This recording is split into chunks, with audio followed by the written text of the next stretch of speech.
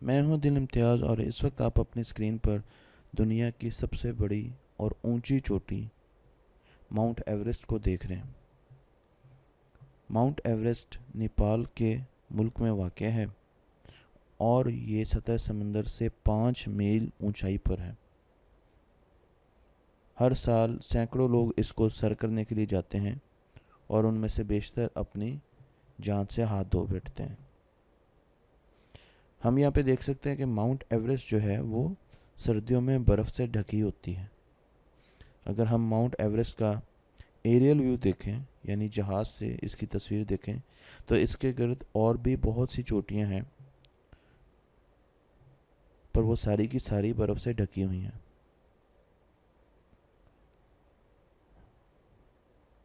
पर जब गर्मियाँ आती हैं, सूरज अपनी आबोताब पर चमकता है, तो ये सारी की सारी बर्फ़ जो है वो पानी बन जाती है और ये पहाड़ों से नीचे दरिया बनाती है, झीलें बनाती है और पहाड़ों पर बर्फ़ जो है वो कम हो जाती है।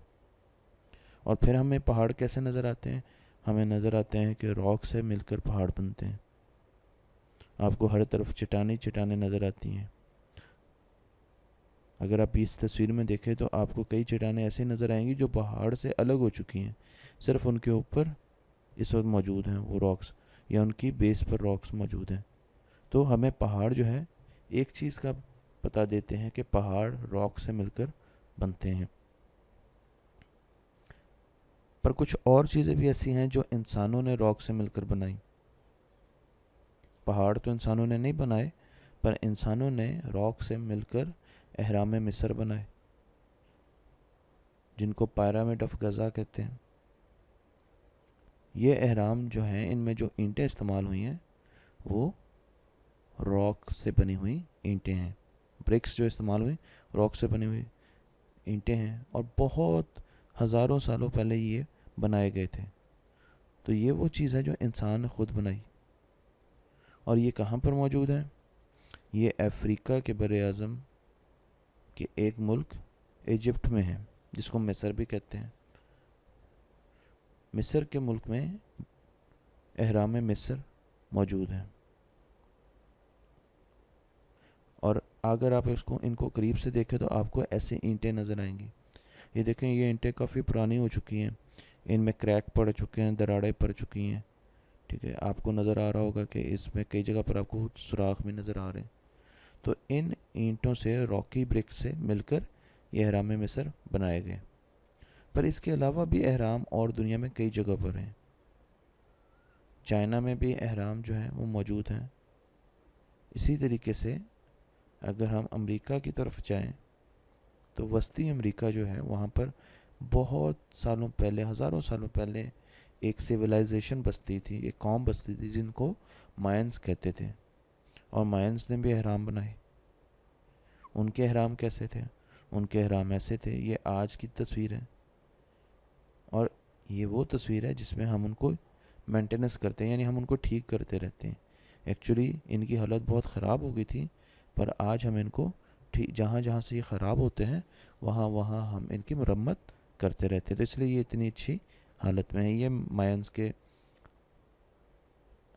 पिरामिड्स थे।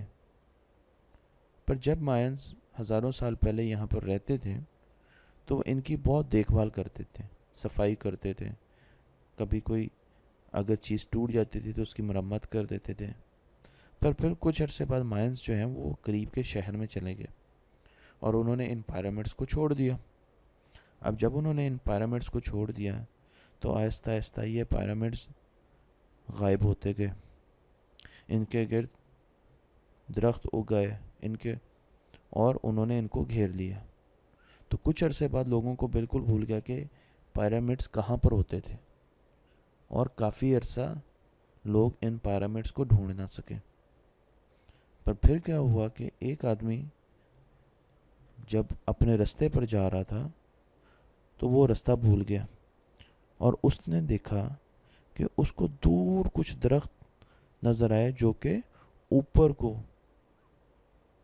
उनकी सतह ऊपर की थी, यानी वो उभरे हुए थे। पर ये पहाड़ी इलाका तो था नहीं कि कुछ दरख्त बहुत ऊंचे हों और कुछ बहुत नीचे हों। तो वो लोग वो जो साहब थे वो बड़े परेशान हुए। उन्होंने कहा यहाँ पर क्या है, यहाँ पर ज़रूर कोई चीज़ होगी, क्योंकि अगर यहाँ पर देखा जाए तो इर्द गिर्द के दरख्त जो हैं वो और पौधे बहुत छोटे हैं, पर यहाँ पर दरख्त भी बड़े हैं और उनकी हाइट भी बड़ी है। तो जब वो वहाँ पर गए तो उन्होंने देखा कि वहाँ पर उनको नज़र आया कि कुछ ऊंचाई पर दरख्त जो है वो उगे हुए हैं, और उनको कुछ पत्थर भी बड़े अजीब से नज़र आए, रॉकी पत्थर नज़र आए। तो उनको थोड़ा सा शक हुआ कि यहाँ पर कोई चीज़ पोशीदा है। उन्होंने फिर घूम कर देखना शुरू किया तो उनको मायंस के जो एहराम है उनका वाज़े पता चल गया। तो उन्होंने बाकी लोगों को बताया। अब देखें किस तरीके से ये दरख्तों के गिर्द छुपे हुए हैं। उन्होंने बाकी लोगों को बताया, बाकी लोग आए, उन्होंने आके सारे दरख्त साफ़ किए। उन्होंने मायंस के जब एहराम जो है उनके इर्द गिर्द सारे दरख्त साफ़ किए तो उनकी शक्ल ये हो चुकी थी, बहुत ही ख़राब शक्ल में आ चुके थे। पर इस चीज़ का एक बड़ा हैरान कुन नतीजा भी निकला। इंसान इस चीज़ पे हैरान हुआ कि पत्थर के ऊपर मायंस में के एहराम पर उनको पत्थरों में से पौधे ज़मीन से बाहर आते हुए नज़र आए, दरख्त बाहर नज़र आए। लोग बड़े हैरान हुए कि क्या पौधे इतने ताकतवर होते हैं कि वो पत्थरों से भी होते हुए बाहर आ जाए, यानी जिसको हम कहते हैं पत्थर चीर कर बाहर आ जाए, क्योंकि उन्होंने तो पत्थर में रॉक्स में सुराख बना लिया। वो चीज़ ये सोचने पे बहुत मजबूर हुए लोग। पर उन्होंने कुछ देर बाद एक और चीज़ नोट की, और वो भी कुछ ऐसी थी। वो क्या थी? उन्होंने देखा कि जहाँ जहाँ पर ज़लज़ला आता था वहाँ वहाँ पर लावा भी होता था, और जब लावा सूख जाता था तो वो काले रंग की, गहरे काले रंग की रॉक्स बना देता था, जिसको लावा रॉक्स कहते थे। अब ये रॉक्स जो थी ये बहुत सख्त थी। ये इलाका जो जहाँ पर लावा आ जाता था और फिर ठंडा होता था वो रॉकी एरिया बन जाता था, वहाँ पर कुछ और नहीं हो सकता था। पर जब कुछ अरसों बाद वहाँ पर लोग गए तो उन्होंने देखा वहाँ पर तो उनको पौधे ही पौधे नजर आए।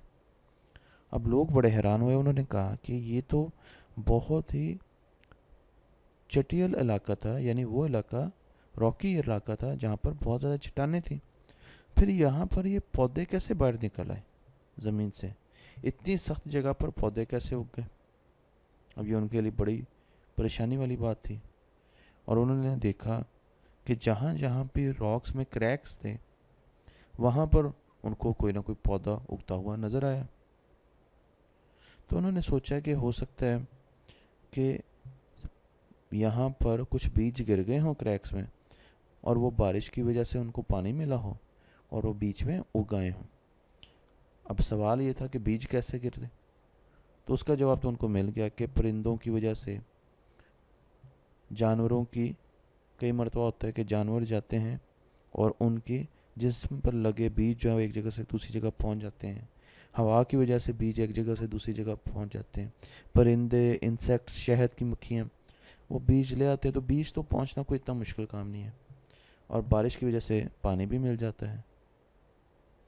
और ये भी उनको वाज़ेह नज़र आया कि जहाँ पर छोटा सा क्रैक होता है पौधा वहीं से निकलता है। तो आखिर क्रैक की क्या वजह थी? पौधे क्रैक में से क्यों निकलते थे? तो फिर उन्होंने सोचा कि अब मैं आपको ये आसान करके दिखा रहा हूँ कि एक ज़मीन में एक क्रैक है, इस पर एक सीड आके गिरा। ये उन्होंने फिर इस वक्त इसकी तहकीक की तो उनका ये ख्याल निकला जो मैं अब आपको बता रहा हूँ। अब ये सीड जो है ये क्रैक में दाखिल हो गया और ये यहाँ पर क्या स्प्राउट कर गया, यानी ये इसकी जड़ निकल आई, रूट निकल आई। अब रूट पहले तो उस क्रैक में जाती रही क्योंकि उसको कोई रिस्ट्रिक्शन नहीं थी। उसके बाद जब उसने वो क्रैक पूरा कर दिया, क्रैक पूरी तरीके से फिल होगी, अब जड़ को आगे जाने के लिए, रूट को आगे जाने के लिए जगह नहीं मिल रही। तो वो क्या कर रही है, वो बहुत ज़्यादा प्रेशर लगा रही है क्रैक पे। वो नीचे की तरफ भी प्रेशर लगा रही है और लेफ़्ट साइड पे भी और राइट साइड पे भी। क्यों? क्योंकि वो तो बढ़ रही है। अब वो बढ़ रही है पर जगह नहीं मिल रही, तो वो बहुत ज़्यादा ज़ोर लगा रही है। और जब वो बहुत ज़्यादा प्रेशर लगा रही है तो क्या होगा, क्रैक जो है वो और बड़ा हो जाएगा, वो क्रैक को बड़ा कर देगी। अगर कोई छोटा पत्थर होगा तो उसको तोड़ देगी, अगर कोई बड़ा पत्थर होगा तो उसका क्रैक जो है वो और बड़ा कर देगी। इस प्रोसेस को, यानी जिसमें अब प्लांट उग जाता है और क्रैक को बड़ा कर देता है, इसको रूट वेजिंग कहते हैं। वेज आपको याद है ना, हमने सिंपल मशीन में वेज पढ़ी थी। वेज एक ऐसी मशीन होती है, एक ऐसा टूल होता है जो लकड़ियों को अमूमन काटने के लिए इस्तेमाल होता है। जो एक्स होता है, कुल्हाड़ी होती है, एक्स होती है, उसका जो लोहे का सामने मुंह बना होता है वो भी एक वेज की शक्ल का होता है, जो पीछे से मोटा होता है, आगे से बहुत शार्प होता है। और हम उसको लकड़ी पे जैसे मारते हैं फोर्स से, तो वो लकड़ी को दो टुकड़े कर देता है। तो यहाँ पर रूट ने भी यही किया, इसने फोर्स लगाई और इसने पत्थर को दो टुकड़े कर दिए। तो इसने क्या किया, इसने कुल्हाड़ी वाला काम किया। तो इसने रूट, इसलिए इसको रूट वेजिंग कहते हैं, वेज। ठीक है जी। पर वेजिंग क्या सिर्फ रूट से होती है, सीड से होती है? अब पुराने ज़माने में, ये एक सवाल है जिसका जवाब हम ढूंढेंगे। पुराने ज़माने में हमें पता था कि जो एहराम थे उनकी ब्रिक्स के दरमियान छोटे छोटे क्रैक्स होते थे। जब मायंस ने एहराम छोड़े तो पहले तो वो सफाई करते थे, यहाँ पर कोई भी चीज़ गिरती थी इन क्रैक्स में उसको साफ़ कर देते थे। पर जब वो करीब के शहर में चले गए तो अब क्या हुआ कि जब भी कोई सीड्स आके यहाँ पर गिरते थे इन क्रैक्स में, परिंदे लाते थे, जानवर लाते थे, हवा से आते थे, या कोई इंसेक्ट हशरात लाते थे, तो माइंस तो थे नहीं इसको साफ़ करने के लिए। तो क्या होता था कि वो बारिश होती थी, पानी मिलता था, आहिस्ता आहिस्ता सीड जो है वो इन क्रैक में स्प्राउट कर जाते थे, उग जाते थे। और वो करते क्या थे, वो रूट वेजिंग के ज़रिए इन ईंटों के क्रैक्स को और आगे गहरा करने की कोशिश करते थे। तो ये ईंटें एक दूसरे से दूर होती, टूटती थी, एक दूसरे से दूर होती थी और आहिस्ता आहिस्ता ख़राब होती गई। तो यही वजह है कि एहराम में, मायंस के जो एहराम है उनकी जब प्रॉपर मेंटेनेंस नहीं हुई, मरम्मत नहीं हुई, तो वो ख़राब होते गए। और ये चीज़ हमें बड़ी जगह मिलती है। ये एक वॉकवे है, हम अमूमन घर से बाहर जब भी निकलते हैं तो हमें वॉकवेज पे कई जगह पे क्रैक मिलती है। ये रूट वेजिंग है। अब आप ढूंढें कि इसके पास कोई ऐसा बड़ा दरख्त होगा जिसकी जड़ ये काम कर रही है। तो ये जो क्रैक्स हमें कई जगह पर नज़र आते हैं, ये रूट वेजिंग की वजह से होते हैं। इसी तरीके से ये दरख्त देखें, इसने तो बाकायदा एक पूरे पत्थर को तोड़ के बीच में से निकला है। तो आपको ये रूट वेजिंग की वाज़ह मिसाल नज़र आ रही है। अब आप देख सकते हैं कि प्लांट जो है वो कितने पावरफुल होते हैं, कितने तगड़े होते हैं। इसी तरीके से अगर आप यहाँ पर देखें तो ये एक प्लांट की जड़ है, ये ज़मीन के अंदर नहीं, ज़मीन के बाहर ही है। और इसने क्या किया, इसके रास्ते में एक पत्थर आया, ठीक है जी, और इसने उसको बीच में से उसके सुराख बना लिया। कैसे सुराख बनाया, रूट वेजिंग से। तो अब आप देख सकते हैं कि प्लांट्स जो हैं वो पत्थरों में बड़े आराम से सुराख जो है वो बना सकते हैं।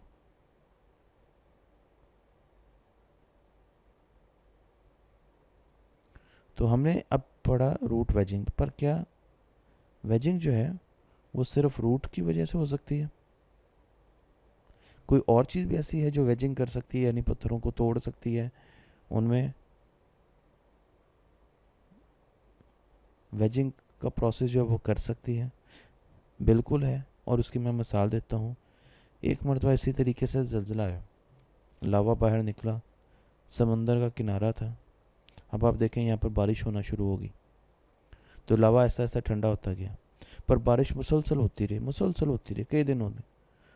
तो जब लोग आए तो वहाँ पर उन्होंने देखा कि लावा जो है उसकी जो रॉक्स थी, जो कि बहुत सख्त रॉक्स होती हैं, वो कई जगह से टूट चुकी थी। अब लोगों ने देखा कि यहाँ पे तो प्लांट्स नहीं हैं जहाँ से रॉक्स टूटी हैं, कुछ जगहों पे प्लांट्स हैं, पर जहाँ से बेशतर रॉक्स टूटी हैं वहाँ पे तो प्लांट्स नहीं हैं। तो क्या ऐसी चीज़ है जो रॉक्स को तोड़ने का मूजब वजह साबित हुई? तो फिर उनको एहसास हुआ कि ये रूट वेजिंग तो नहीं है, पर ये कुछ और है। हम अगर पानी की प्रॉपर्टी देखें, जो कि बड़ी ही यूनिक प्रॉपर्टी है, चीज़ें अमूमन ठंडे होने पर कंप्रेस होती हैं, यानी उनका वॉल्यूम कम होता है। पर पानी को अगर आप फ्रिज में रखें, यहाँ पर आपने देखा कि पानी का गिलास है, आप देखें कि पानी की जो सतह है वो ऊपर वाले जगह से काफ़ी नीचे है। ठीक है जी, जो लेवल है पानी का ग्लास में वो उसके किनारे से थोड़ा सा नीचे है। पर जब हमने उसको पानी को जमाया फ्रिज में रख के, तो अब क्या हुआ कि जो बर्फ़ का लेवल था या किनारा था वो पानी के किनारे के बहुत पास आ गया, ग्लास के किनारे के बिल्कुल पास आ गया। क्यों?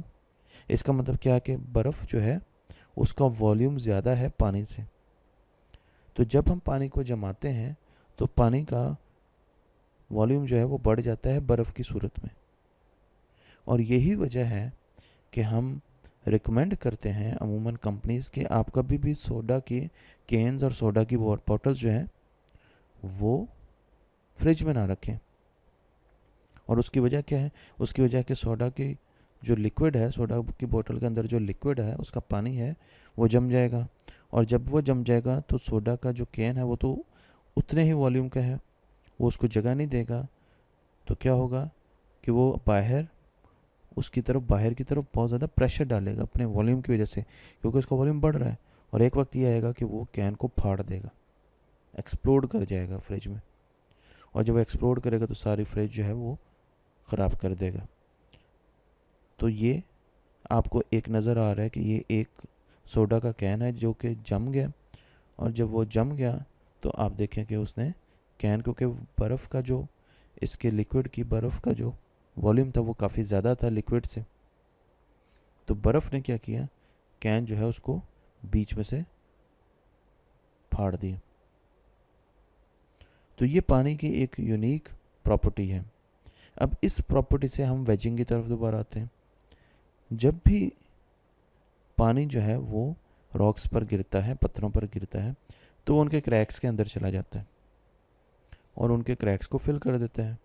अब जब मौसम ठंडा होता है तो वहाँ पर क्या हो जाता है जी, वहाँ पर बन जाती है बर्फ़ क्रैक्स के अंदर। ठीक है जी, बर्फ़ बन जाती है। अब बर्फ़ जो है उसने तो उस एक्सपैंड करना है, क्योंकि उसका वॉल्यूम जो है वो पानी के वॉल्यूम से ज़्यादा होता है। पर वो जो क्रैक है उसके पास तो और जगह नहीं है। तो अब बर्फ़ कैसे एक्सपैंड करे? तो बर्फ़ क्या करती है, बहुत ज़्यादा ज़ोर लगाती है। देखिए यहाँ पर बर्फ़ हो चुकी है। तो बर्फ़ जो है वो बहुत ज़्यादा प्रेशर लगाती है, उसी तरीके से जैसे रूट ने प्रेशर लगाया था। और जब बर्फ़ बहुत ज़्यादा प्रेशर लगाती है तो क्रैक्स बड़े हो जाते हैं और बाज़ात चट्टान जो है या रॉक जो है वो टूट भी जाती है, छोटे हिस्सों में टूट जाती है, छोटी चट्टानों में टूट जाती है। तो हमारे पास दो किस्म की वेजिंग होगी, रूट की वजह से और आइस की वजह से। ये पानी की वजह से नहीं होती, आइस की वजह से होती है, जो कि चट्टानों को, बड़ी चट्टानों को छोटी चट्टानों में तब्दील करती हैं।